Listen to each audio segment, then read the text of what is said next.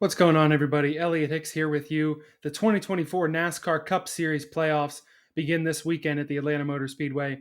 We're going to break down each of the 16 drivers who qualified for the playoffs, give you their DraftKings championship odds, talk a little bit about how the first round shakes out for them, and I'll make a prediction as to where they're going to end up once the playoffs are all said and done.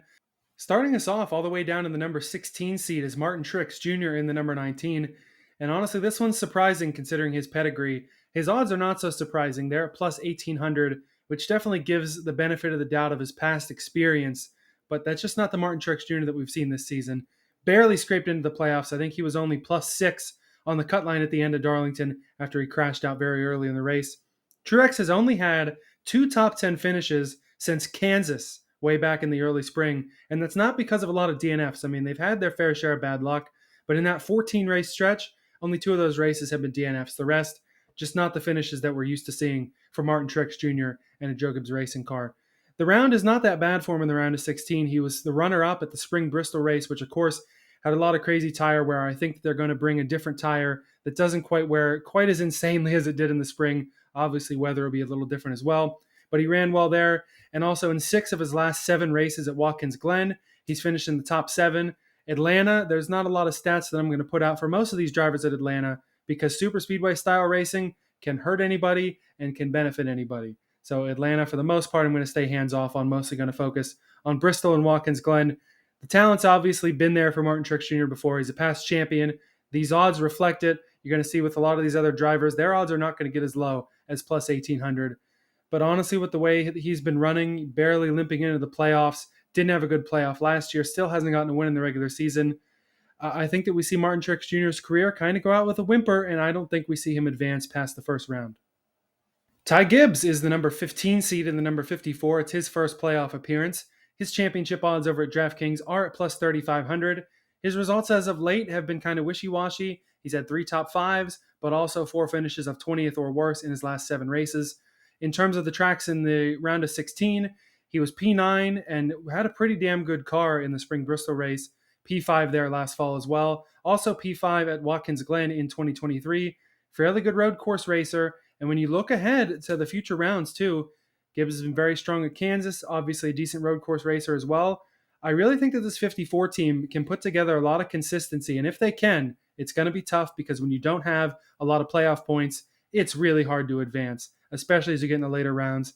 But honestly, I can see this 54 team really pulling off a good run here. I think Ty Gibbs will make it to the round of 8 before being knocked out because just not having the playoff points from the race wins and stage wins, it's damn near impossible to get to the championship for. But I think the 54 could be a sneaky favorite to advance deeper in the playoffs than most people give him credit for. Seed number 14 and the first winner that we see on the board is Harrison Burton in the number 21. His championship odds are at plus 20,000. And even those I think are a little generous, honestly. All credit in the world to Harrison. Out of that 21 ride next year, he already knows it. Goes out there, gets his first Cup Series win at Daytona.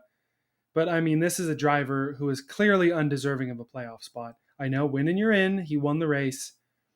This 21 team just has not been anywhere near good enough for the playoffs. Harrison Burton was the worst full-time driver in the standings this year in the normal points, even after winning a race, still below everybody else. His only top 5 of the entire season was that Daytona win, and his only other top 10 finish was Talladega. At the spring Bristol race, he was 16th. That's better than I thought. 33rd last year at the Glen. Maybe that Atlanta race gives us some hope if he can go out there and pull another stroke of super speedway magic. But I mean, heading into Bristol to end the round, he should be 50 points back of the cutoff line, if not more. Without a miracle, this is an easy first round elimination. Seed number 13 is Chase Briscoe, the Southern 500 winner, who had the walk-off victory to make it into the playoffs for Stewart-Haas Racing, a team that's not going to exist at the end of the year. It was a great win there to put all of the team on his back, and honestly, that makes him dangerous. They've got absolutely nothing to lose. They're all fighting for what's going to be next, and having an entire organization on your back like that, like I said, could bring one hell of a momentum swing. At Watkins Glen, he's only had one career top 10. At the Bristol asphalt track, he's never been better than 13th. Damn near won the Bristol dirt race. That didn't quite work out, though, a couple of years ago. But momentum is most important in the playoffs. Very rarely is it the best driver that's going to go out there and win everything and run away with it. It's who is the hottest. What have you done for me lately? And Chase Briscoe has it all on his back right now. I think that can very easily carry him out of the round of 16, but I just don't know that the SHR consistency is there to get him any further than that. I think Briscoe is out after the round of 12. I neglected to mention that Briscoe's championship odds are at plus 10,000 over on DraftKings. The number 12 seed, my guy Alex Bowman, he is at plus 4,000 over on DraftKings and is one of the more boom or bust candidates in the field with the Ally purple tinted fan glasses that I have on.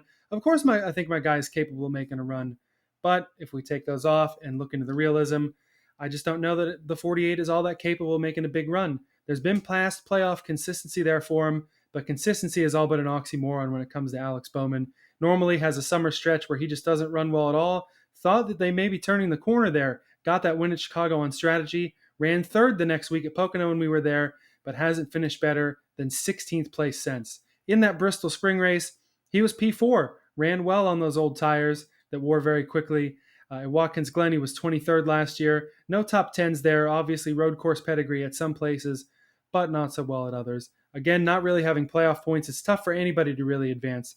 I do think that the consistency will show up enough to get him into the round of 12, but unless we see some serious race-winning speed there or a win in Atlanta or something like that that's unexpected, I don't think he makes it any further than the round of 12. Obviously, he's got a lot on the line if you're listening to the rumor mill and all that stuff, but I just don't see a very deep run for Bowman this year. Seated at number 11 heading into the round of 16 is Trackhouse's only man in the fight. It's Daniel Suarez. His odds are at plus 12,000 to win the championship. He made it in based off of that unbelievable three-wide finish at Atlanta, where we're heading back to this week. Tune into the Back Road on Thursday night at 8:30 to get your more specific Atlanta predictions and picks and bets and all that good stuff, since I'm not really weighing it in here. Of course, super speedways, anything can happen. Hell, we saw Daniel Suarez go out and win a super speedway race in a year that was not so good for Trackhouse. Honestly, though, the 99's kind of been turning a corner and getting hot as of late. They finished in the top 10 in 3 of the last 5 races, and he's got that road course pedigree. Watkins Glen is in the first round, got his first career win at Sonoma, ran really well at the Indianapolis road course. 3 top 5s at Watkins Glen last year, was back in 22nd, though. At the Spring Bristol race this year, he was P18, but hasn't been in the top 10 there since 2019. I think that Suarez is going to put up a fight.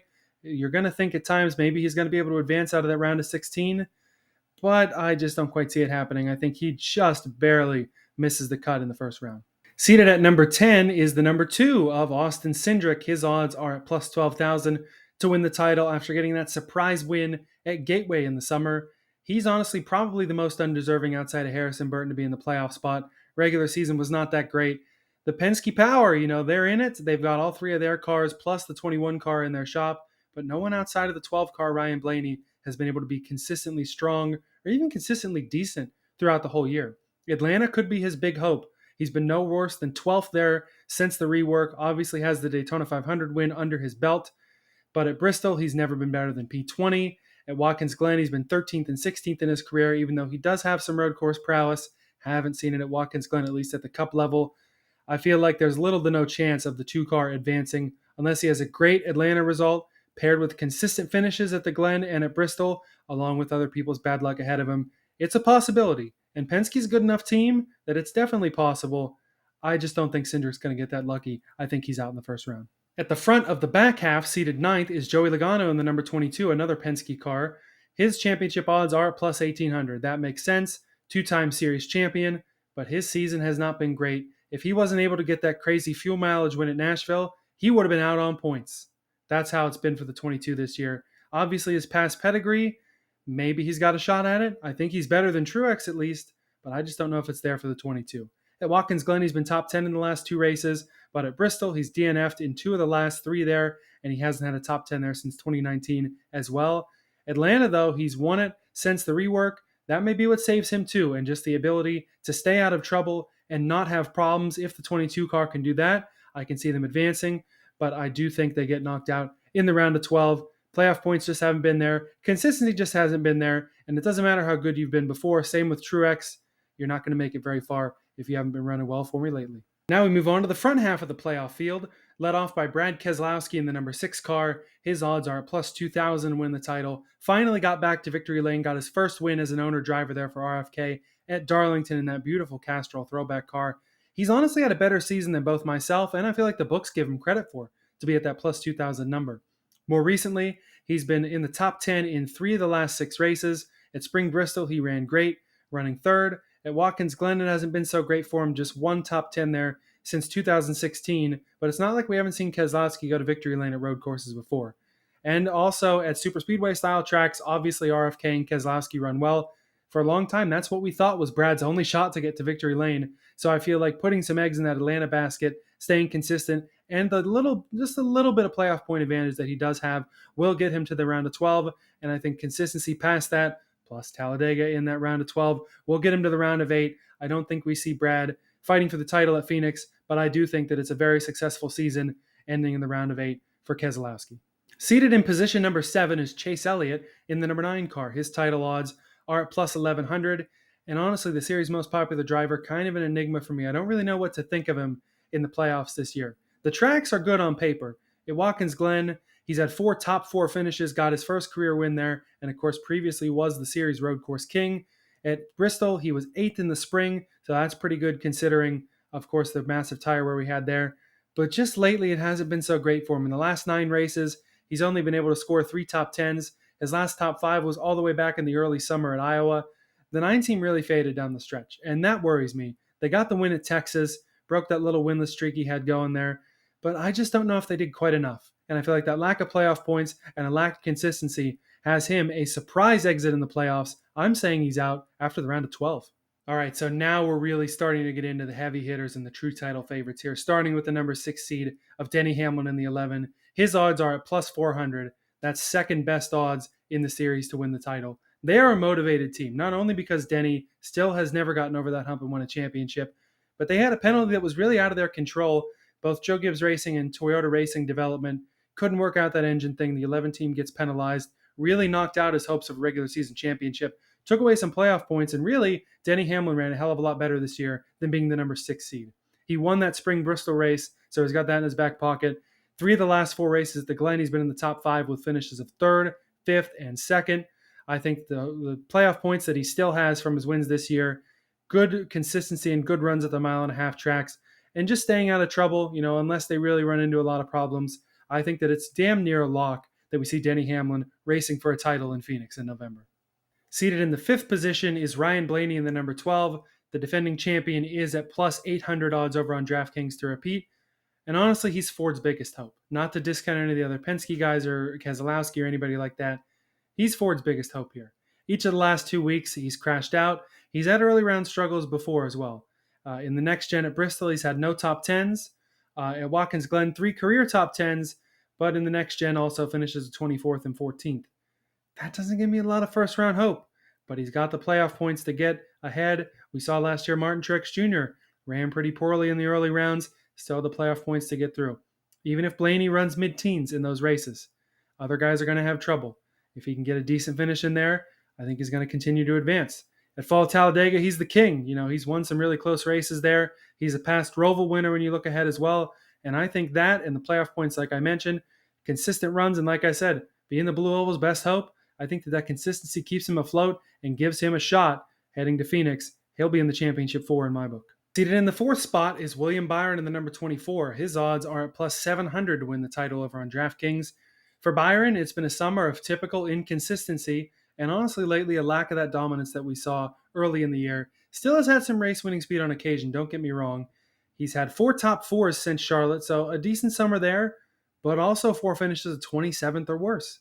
He won 3 of the first 8 races, of course taking home the Daytona 500, just barely, took home the COTA race, and also took home Martinsville with that Hendrick 1-2-3 finish. Hasn't been back to victory lane since, and it's been a long time since spring Martinsville.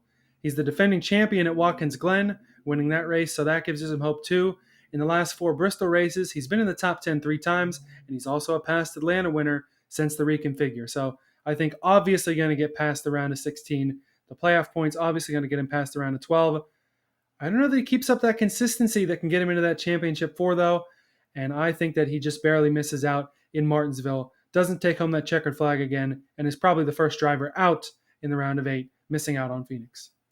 Tyler Reddick in the number 45 car is seated in 3rd. His championship odds at plus 550. Already has taken home the regular season championship and has been the most consistent driver by far this year. Only 2 victories. Talladega in the spring may be kind of fluky, getting Michigan done also a couple of weeks ago, but he's had race-winning speed just about everywhere this year, it feels like. At Bristol, he's only had one top 10, but he's been top 10 every year at Watkins Glen that he's raced there. They've had race-winning speed at the mile and a half. 23:11 has been bad fast a lot this season. I think Reddick is the most likely to make the championship 4. Since Spring Darlington, he's only finished outside the top 10 2 times. That's unbelievable consistency that we just haven't seen from Reddick or 23:11 in the past. That really excites me. I know the beginning of the year wasn't great. 3 of the first 5 races, he was 29th or worse. The lack of those wins can put him at risk, even with those playoff points for winning the regular season championship. But by God, I just don't see Reddick slowing down. I think he is a slam dunk to make the championship 4. The number 2 seed is the number 20 car. Christopher Bell is the runner-up seed. He is at plus 450 to win the title. Third best in the series for good reason. He's made the championship 4 in each of the last 2 years, but that Phoenix race just hasn't quite gone his way in the fall. It did in the spring, though, this year. He won it. It was his only win this year that was not affected by the weather. Charlotte was the Coke 373.5 this year instead of the Coke 600 because of the damp track. And he was able to get that win on the rain tires in New Hampshire. But hey, I'm not putting Christopher Bell down. He's had a good year. Spring Bristol, he was 10th. He was no worse than 8th at Watkins Glen in his career. But honestly, this first round will be just a formality with the playoff points that he has built up. They can really take you a long way. And with kind of the instability of Toyota and Bell's instability at times, I think he might need it.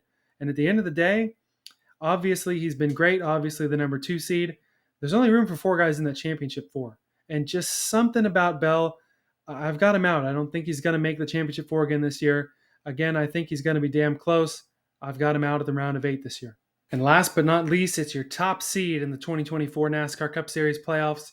Who else but Kyle Larson in the number 5? He's the betting favorite to win the title this year at plus 380. And clearly, Larson is still at his peak dominance. He was the top seed in the playoffs, of course, and he was only 1 point away from winning the regular season championship, and that's after spotting the entire field of race, missing out on the Coke 600 because of weather in Indianapolis and weather at Charlotte too, not even able to get in that car. Really, it feels like Larson has no weaknesses on the entire schedule, let alone the playoff schedule. Even if he's got trouble and inconsistency in spades in the early rounds, he can sleepwalk into the round of 8 with those playoff points and just with how the team is run this year, unless they really fall into some deep trouble. I mean, it's pretty obvious they're going to get back in the championship 4. If you're more interested in his round of 16 stats, though, he's been no worse than 6 dating back to 2019 at Bristol, 1 Watkins Glen in both 2021 and 2022. Like I said, this 5 car, there's no weaknesses. He's been the dominant driver for sure. And honestly, I think that 2024 is Kyle Larson's year to take home the championship once again. He's my pick for the title. I know, boring pick, betting favorite, but I think that Larson is going to get it done at the end of the day, going to take home that victory at Phoenix and bring home title number 2 for himself in that number 5 car. So to recap my picks, I have being knocked out in the round of 16, the 2 of Austin Cindric, the 99 of Daniel Suarez, the 21 of Harrison Burton, and the 19 of Martin Truex Jr. Out in the round of 12, I have the 9 of Chase Elliott out, the 48 of Alex Bowman, the 22 of Joey Logano, and the 14 of Chase Briscoe. Out in the round of 8, I have the 20 of Christopher Bell, the 24 of William Byron, the 6 of Brad Keselowski, and the 54 of Ty Gibbs. The fellow championship 4 drivers behind Larson, I have Tyler Reddick, Denny Hamlin, and Ryan Blaney. Thanks for watching. I hope this gave you a good breakdown of the playoff field. And you can always catch the back road every Thursday night throughout the Cup Series playoffs as we give you the best bets, the DFS tiers, and break it down week by week in what is sure to be an exciting 10 races to end the NASCAR Cup Series season.